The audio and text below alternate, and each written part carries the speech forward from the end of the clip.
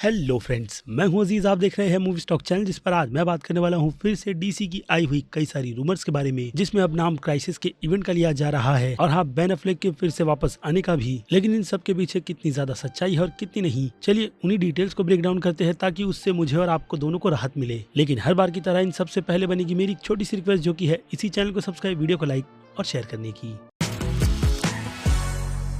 हे friends, तो Jack Snyder की Thanksgiving की ये पोस्ट बहुत ही ज्यादा वायरल हो रही है अगेन डीसी फैंस के ही बीच, क्योंकि इस पोस्ट के पीछे जो जैक स्नाइडर की तरफ से छोटा सा हिंट दिया गया था वो था क्राइसिस के इवेंट का, क्योंकि पीछे वही डीसी की कॉमिक बुक रखी हुई है, जिसे लेकर फैंस की थियरी बहुत ही ज्यादा चलती है। जिनमें से एक थियरी यही है कि जैक स्नाइडर फिर से वापस आकर डीसी के ही यूनिवर्स में क्राइसिस के इवेंट पर एक फिल्म बना सकते हैं, या फिर कई सारे दूसरे और भी प्रोजेक्ट, क्योंकि वार्नर ब्रदर्स और डिस्कवरी के मर्ज से ये चीज बहुत ही ज्यादा पॉसिबल है। लेकिन बात करें अब इस बारे में कि ये सारी की सारी डिटेल्स असल में निकल कर आ कहां से रही है, वेल तो ये फैंस की थियरी है जिसे रेडिट पर फैंस आपस में डिस्कस करते रहते हैं। लेकिन इसके भी पहले जो फ्यूल डालने का काम किया गया है, जिसे बाद में फैंस ने माचिस से जलाया है, तो उसका पूरा का पूरा क्रेडिट जायंट फिग की रोबोट्स वालों की उस रिपोर्ट पर जाएगा, जहां पर उन्होंने कोट ऐसे ही किसी काफी बड़े मेजर इवेंट की है, जिससे पहले उनकी तरफ से एक और आर्टिकल पोस्ट किया गया था और उससे काफी ज्यादा आग लगना तो तय ही था, क्योंकि उस रिपोर्ट में उन्होंने कोट बेन एफ्लेक को किया था कि बेन एफ्लेक को लेकर डेविड यही चाहते हैं कि वो उनके यूनिवर्स में फिर से बैटमैन के कैरेक्टर का रोल प्ले करने के लिए आ जाए, जिसके लिए वो उन्हें छोटी मोटी रकम नहीं बल्कि 30 मिलियन तक की रकम पे करने वाले हैं। जी हाँ, मैंने 30 मिलियन कहा, 5-6 मिलियन की तो बात ही छोड़ दो।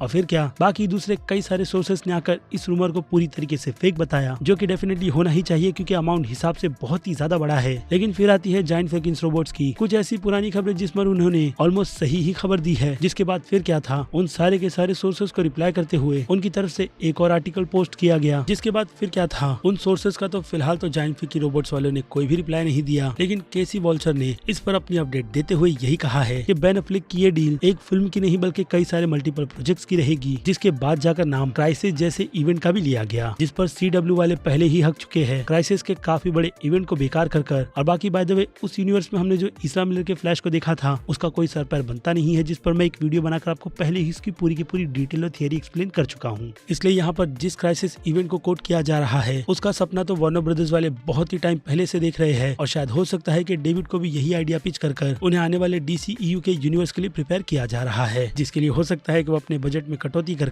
DCEU के यूनिवर्स को काफी ज्यादा ब्राइट बना दे, आई मीन डार्क के साथ। और रही बात क्राइसिस के इवेंट की, तो डीसी की कॉमिक बुक में ऐसे मेजर 3 इवेंट हुए थे, जिनमें से फाइनल क्राइसिस को ही काफी ज्यादा बेस्ट माना जाता है, क्योंकि वो वर्जन डार्क साइड का था। और शायद हो सकता है कि वार्नर ब्रदर्स का ये सपना इसी कहानी को लेकर हो, क्योंकि इस रिपोर्ट के आने से पहले जो बहुत से ज्यादा रूमर फ्लैश फिल्म की टेस्ट स्क्रीनिंग को लेकर किए गए थे, जिसमें अब भी ट्रैश का वर्ड ही यूज किया जाता है, तो ग्रेस से लेकर माय टाइम टू शाइन वाले तक ने ये बात कंफर्म की है कि उस फिल्म के पोस्ट क्रेडिट सीन में बेन एफ्लेक के कैरेक्टर यानी कि बैटमैन को फिलहाल तो जिंदा किसी यूनिवर्स में छुपा कर रखा गया है, जहां से वो फ्लैश से ही कांटेक्ट कर उसे ढूंढने और खुद को बचाने की बात कर रहा है, या फिर शायद से पूरे के पूरे यूनिवर्स की, जिसे सुनकर क्राइसिस के ही इवेंट की वाइब निकल कर आती है। लेकिन टेक किस तरीके का होगा उसका फिलहाल तो मुझे कोई भी आइडिया नहीं, क्योंकि रूमर के बेसिस पे मैं जितनी चाहे डिटेल आपको सामने प्रोवाइड कर सकता हूँ, वो भी उसे ब्रेक डाउन कर। लेकिन आफ्टर ऑल वो सारी की सारी डिटेल्स होती तो बस मेरी थियरी है, जिसका पूरा पे ऑफ तो फ्लैश फिल्म के रिलीज होने के बाद ही कंफर्म होगा कि असल में इस मल्टीवर्स के यूनिवर्स को डीसी वाले किस तरीके से हैंडल कर रहे हैं, जिस पर फिलहाल तो अभी भी MCU वालों की पकड़ उतनी भी ज्यादा अच्छी नहीं है। तो यहाँ पर दूसरा मौका DCEU वालों को मिला है, जिनकी न्यू लीडरशिप में हो सकता है कि फैंस को बहुत ही ज्यादा खुश कर दिया जाए, या फिर शायद से नहीं भी, क्योंकि माय टाइम टू शाइन वाले जो बात अपने ट्वीट में बार बार मेंशन करते हैं वो यही है कि डेविड ज़ेसल्वा DCEU का काल है, जो फैंस पर बरसने वाला है, या फिर खुद स्टूडियो पर ही, जिसका असर हम देख रहे हैं। और बाय द वे, इसकी भी वीडियो मैं आपको दे चुका हूँ, जिससे ज्यादातर तो चांसेस यही लगते हैं कि डेविड ज़ेसल्वा के एक्स CW के शो पर ज्यादा चल रहे हैं। मींस के फैंस अब भी सेफ है, जिनकी उम्मीदों पर एक्स बिल्कुल भी ना चलाते हुए डेविड अगर अपना काम करे, उन्हें खुश करे, तो DCEU का भी यूनिवर्स एक हंसता खेलता यूनिवर्स बन जाएगा, अगेन हाँ डार्क के टोन में। बाकी बात रही जैक स्नाइडर की, तो उनके अजीब से पोस्ट किसी न किसी तरीके के हिंट तो देते ही रहते हैं। खास करके रिसेंटली उनका पोस्ट किया गया ये पोस्ट, जिस पर अगर फैंस उनसे पूछते हैं कि ये बस एक मस्ती वाला पोस्ट है या फिर नहीं, तो जवाब में निकल कर यही आता है कि आपको खुद सोचना है, जो डेफिनेटली फैंस को पूरी तरीके से सोच में ही डाल देता है, क्योंकि कोई भी खुलकर आकर ये बात तो ऑफिशियली अनाउंस नहीं करेगा, खास करके तब तक जब तक स्टूडियो की तरफ से उन्हें परमिशन ना दी जाए कि तुम अपना मुंह जाकर अपने फैंस के बीच पूरी तरीके से खोल सकते हो, उन्हें सारी की सारी डिटेल्स और स्पॉइलर भी दे सकते हो। वेल, तो ऐसा पॉसिबल बिल्कुल भी नहीं है, इसलिए जब तक इस पर कोई भी रिजल्ट निकल कर नहीं आता है, फिलहाल तो मेरा कहना यही रहेगा कि उम्मीद पर दुनिया कायम है। और हाँ, जैक स्नाइडर वर्स भी, जो जॉश वेडन के आने के बाद तो एक सपना सा लगता था, लेकिन HBO मैक्स ने उसे सच कर दिखाया, जिसका रिजल्ट भी उन्हें बहुत ज्यादा अच्छा मिला है।